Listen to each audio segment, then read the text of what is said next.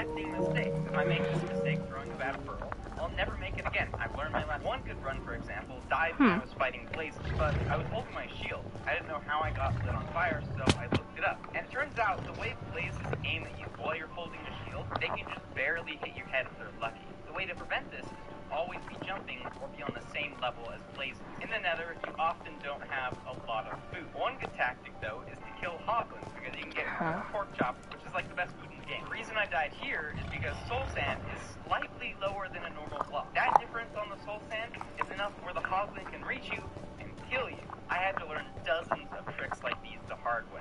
Now up until this point, I've kind of neglected something pretty important. You know how we can find a bastion with this E number in the top left? Let's say you finished looting a bastion. You need to find a fortress. How are you going to do that? Turns out if you hold Shift F3, you can use the pie chart in the bottom right to find a freaking fortress. You can think of the pie chart as a file directory, and we can manipulate that directory to detect spawners. In our case, we'll press 4, 1, 1, 3. We're now detecting all block entities. The blue are mob spawners in our rendered area. In this world, for example, we have a spawner, and we're at 22 chunks. But if we backtrack a couple, refresh our pie chart, it's no longer there. The spawner only appears going from 21 to 22. Now, if we turn on chunk borders, we can cross over one chunk and see if it's in that direction. Now, it's not going to be in a straight line, but I know that it's 21 chunks to the north. We can even repeat the same process a couple chunks later to help pinpoint the direction, and what do you know,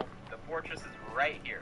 Although you do have to be wary of these bastions, because this type of bastion actually has a spawner down at the bottom, so if you see this, you gotta restart. But it helps a ton, and I started pulling off 20-minute runs consistently, even getting some 18-minute runs, and finally, wait, that's a PB.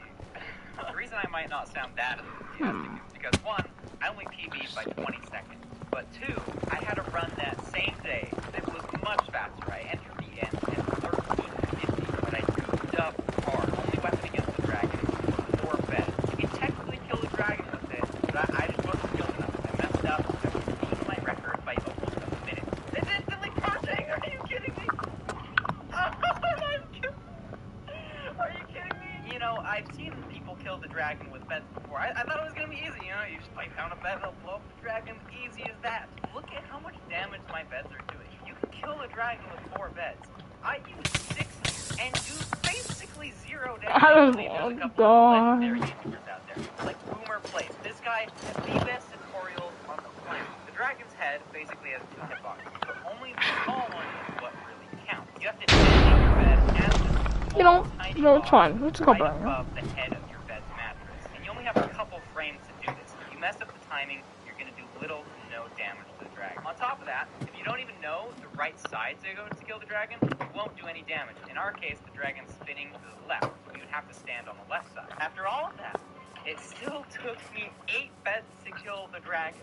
Most times, you're not going to have 8 beds. After a little bit, I hit a 7 bed, which isn't good, but it's like a passing grade. I didn't really start getting good until